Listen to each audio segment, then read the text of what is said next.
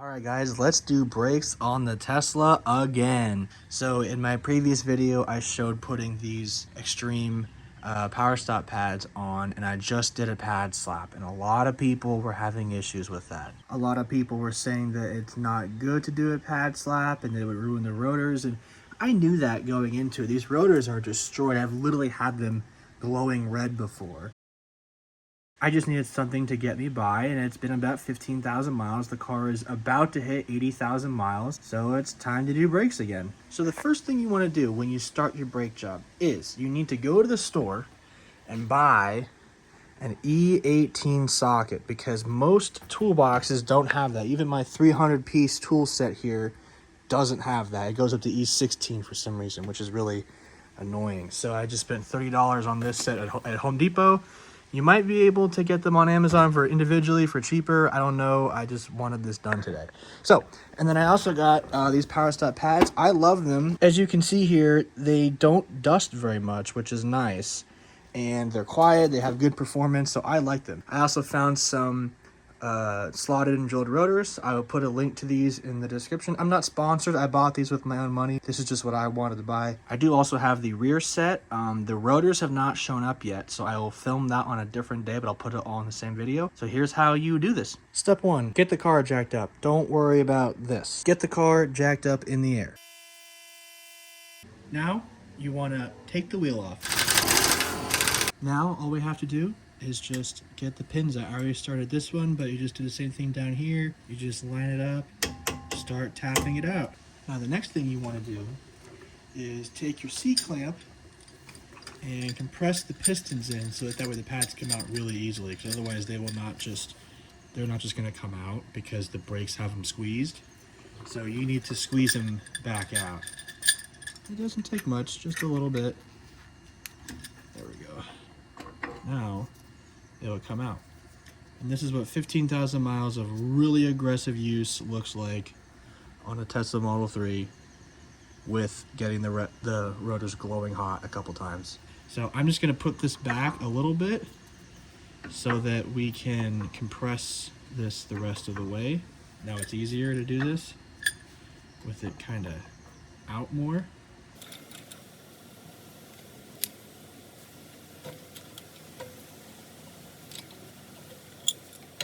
There's a lot of movement here. Same thing back here.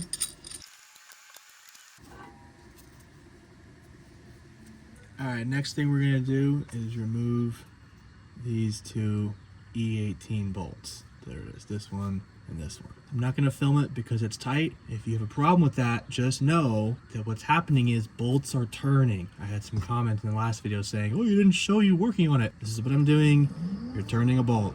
That's it. These actually came off surprisingly really easily, so I can pretty much just do them by hand now. I'm gonna take them off. Once I do that, I'm gonna kind of lift the caliper up and try and hang it up on the upper control arm so that you don't hang it by the hose. All right, so I was actually able to tuck it on top of the lower control arm. It's pretty easy, there's a nice space for it. So now I'm just gonna pull this rotor off. I put a lug nut on it so that the whole rotor didn't just fall off. This keeps it all in place. There is a set screw here that you need to take out, and that is what's holding the rotor in place. I forgot I still had these. I know my back ones fell out a while ago, so I didn't even notice these were still there. But see how the rotor moved once I took the screw out? That can happen with these. Now it's loose, so now it'll just lift these bad boys right off. And they are pretty heavy, so be careful. Now here's the hub. What I'm going to do is I'm going to take a metal brush and try and get a lot of this rust off, because that could mess up hub mating surface with the rotor on the next one, and it could make it uneven. It could cause a vibration, so you want to kind of sand that down as best you can. Now we got our nice beautiful new slotted and drilled rotor on. Let's get our set screw in.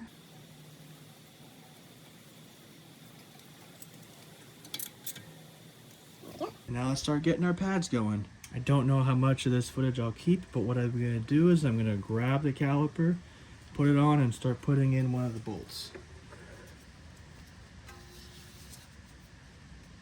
Alright, got the calipers tightened up.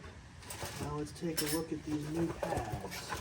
Here's the old one, and here's the new one. You can see they're definitely worn out after 15,000 miles on a old rotor that had already 50,000 miles on it. So what we're going to do next is we are just going to use the grease that these come with and grease them up. Comes with some grease.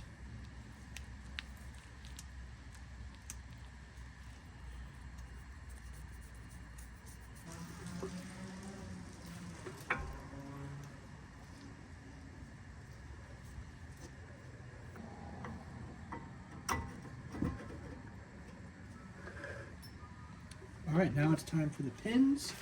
Luckily this kit provides us with new pins because my last ones got kind of messed up on removal, and they also give us new clips. I'm gonna grease this pin just a little bit. The grease that was already on my hand. Oh, a little bit more. Why not? Just a little bit of grease to this pin. All right, now we're gonna put in the pins. They go in from the back. Run it through the clip.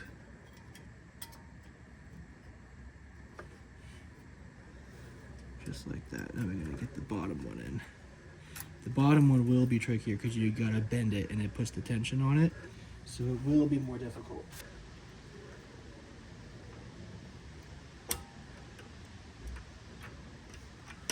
Yeah, see, these don't really like to cooperate. Just gonna take our hammer and tap it in. All right, so let's go over going into the service mode to work on the rear brakes because we need to unlock the parking brake. So we want to go into software, hold this down, service.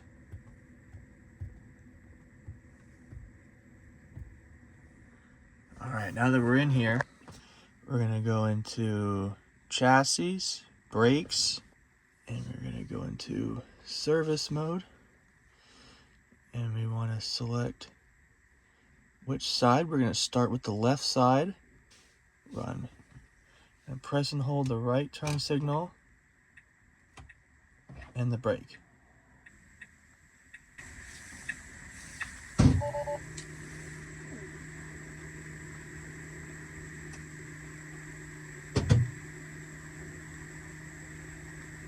And just like that, this parking brake is no longer holding, but this one is. So we're all good to go. We can jack up the car on this side and the one on this side will hold it. As you can see here, parking brake will not automatically apply. Some parking brake functions are disabled.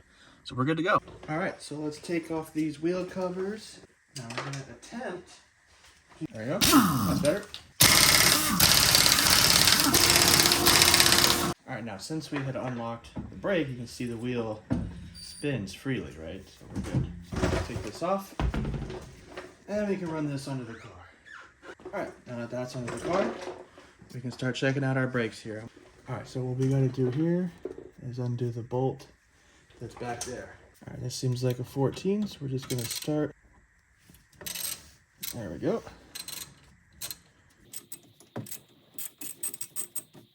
There's one.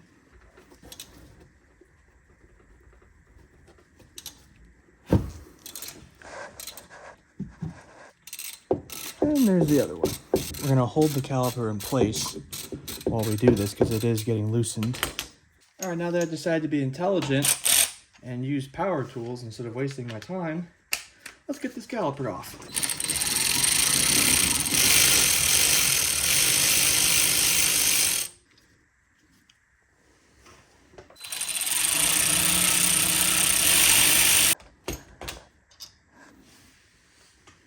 Gonna slide the caliper off, and we're gonna tuck it back in over here. Now let's pull our pads out. And as you can see, these guys were donezo. Check that out. There's barely anything left. These have about over 50,000 miles on them. I got these replaced at 17,000 miles, and the car just rolled over 80,000. Also take note that this one has a taller pin on it. That's going to go back into your caliper, whereas this one here just has 2 pins. This has one larger one. This one goes in your caliper side. Gonna slide these out like that. Jeez, look at that. This is like gone. No wonder why I was starting to hear a grinding sound. Now we got to get our E18 socket, same thing as the front, and get our bracket off so we can remove the rotor. Once again, since it's really hard for me to film, this is your bolt right here. There's one, and there's the other one down there. These are both E18 sockets. They will take off this whole bracket, which allows you to remove your rotor.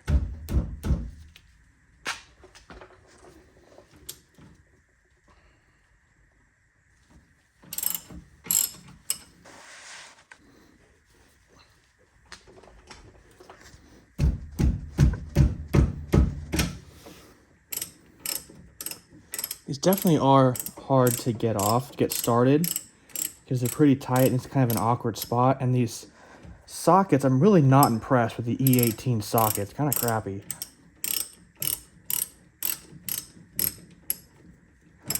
I'm also doing the bottom one first because I have less access to it and it's more awkward. So I want to start that one so that when the caliper eventually falls off, I have the top one easier to hold.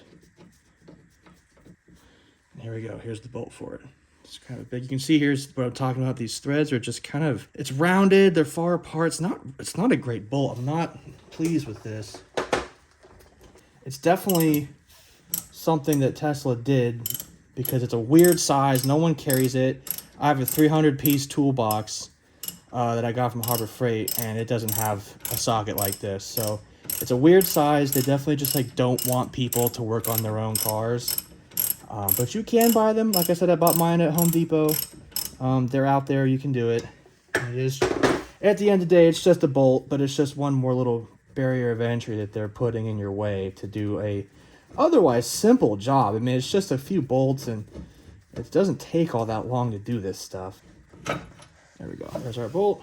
And here's our caliper bracket. We gotta grease the guide pins next. Changed my mind. I want to do the rotors first because I would not want to touch those with my greasy hands after doing the guide pins. So we're gonna do that. And this bolt right here is 10 millimeter, just like the front.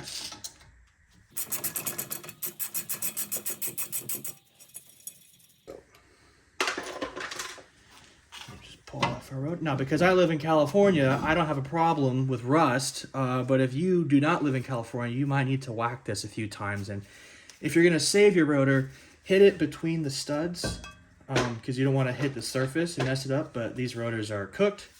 I've ruined them, so they have a lot of miles on them, so I got some nice new ones to replace these.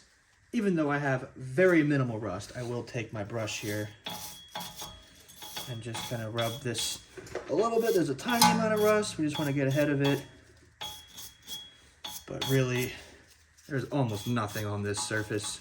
Now what I have here is a makeshift contraption that probably is not the right way to do it, but whatever. I just have my C-clamp with the old brake pad on here.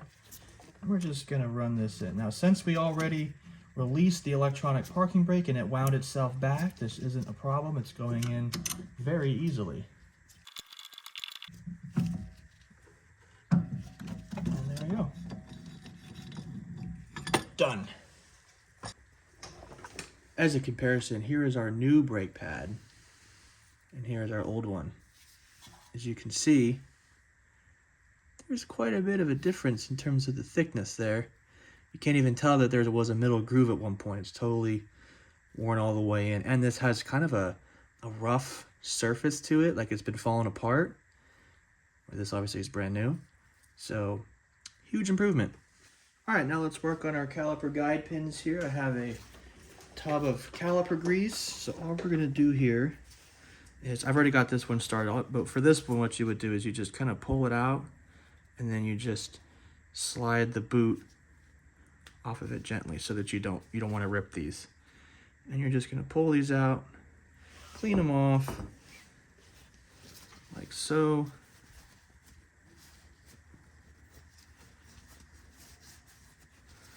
Get all the grit off of them. Now, mine have been through a lot of heat because I drive my car aggressively. So I want to make sure I do a really good job here because I can see a little bit of heat marks and some scoring on them. So I want to get them really nice and clean. And then I'm going to lather it up with a good amount of grease here. And you can buy these grease things. I've had this one for years. They last forever. It's just grease, never goes bad. So put a good amount on it, make sure it's all the way around, and just slide them back in.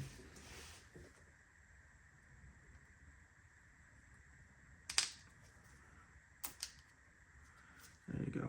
Kind of move it in and out a little bit just to kind of incorporate it, give it a little spin. Make sure you really got all the grease in there good. Same thing for this side. Now the next thing we're gonna do is we're gonna remove our old clips on here. I'm just gonna take a screwdriver, pop them all out.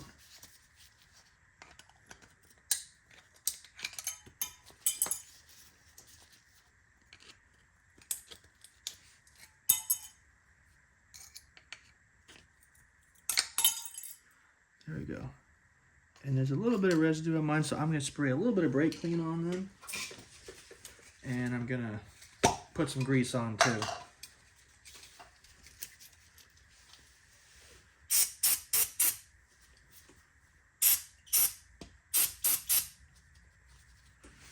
There we go. Wipe them down a little bit.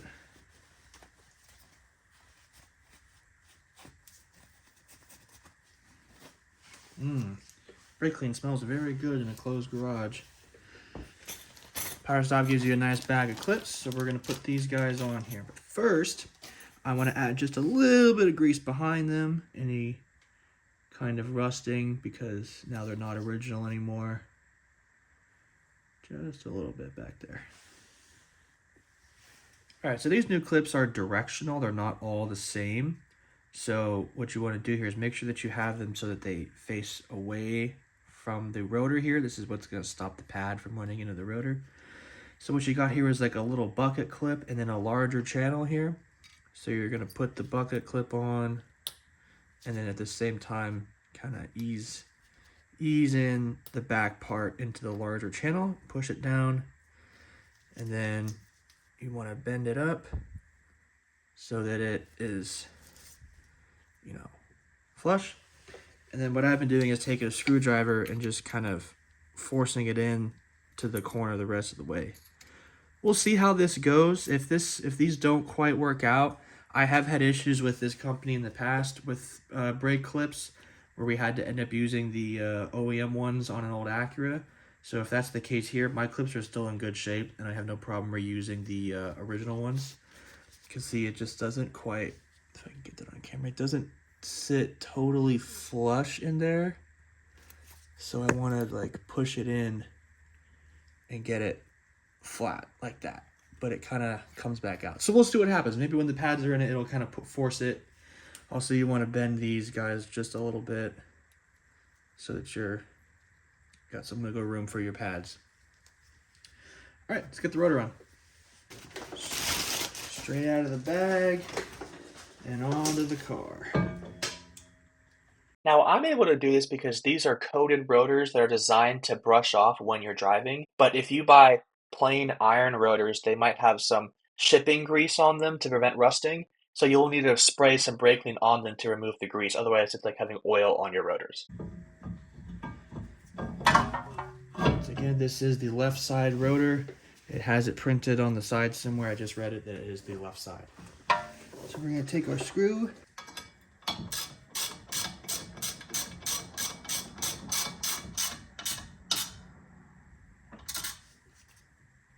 There we go. Now we're going to get our caliper bracket. Second one down here.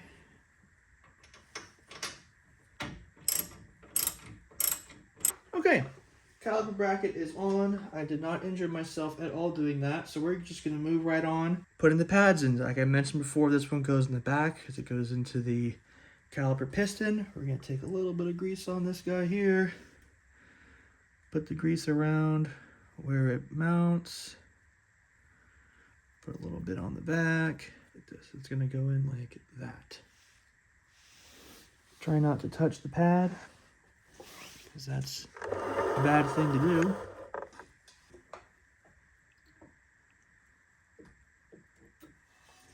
There we go. Got that one in. So we're going to do the same thing as we did on the back that I completely covered with my big head. We're just going to grease up these like so.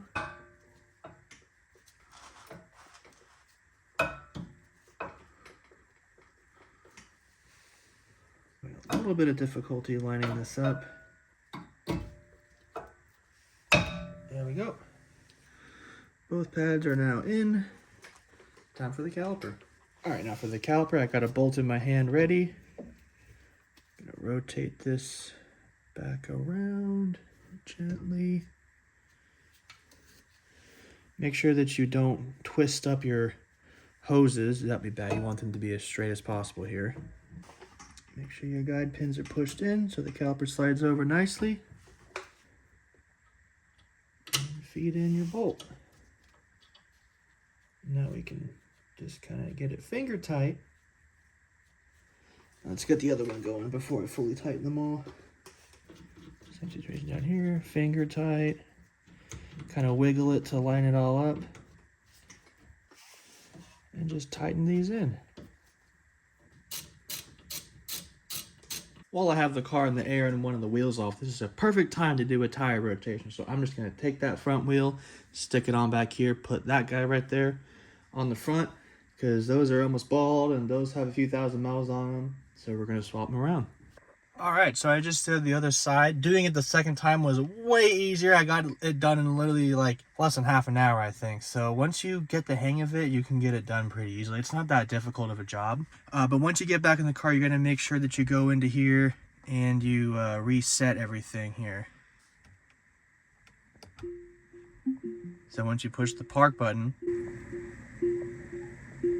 I heard the electronic parking brake motor run all the way back out. And then we just kind of pump the brakes a couple times, put her in drive, and it's good to go. So now what you want to do is you want to do the burnishing process. There's a few ways you can go about it. You can go into the brake burnishing here and, you know, you can push on the pedal and it kind of shows you what to do and it disables the regen. You can do it that way if you want. I don't like being in chill mode. So what I do instead is if you just, when you're in drive, if you hold neutral, it puts you in neutral, right? And then you kind of can freely roll. That also disables regen while you're driving. So if you want to just kind of hit the brakes while you're in neutral, you'll feel the full brakes instead of regen. And I do that instead because I don't like this. But yeah, after that, just drive around, do a couple hard stops. Don't come to a complete stop. Just drive around, get down to 10-15 miles an hour, accelerate again, and you'll be good.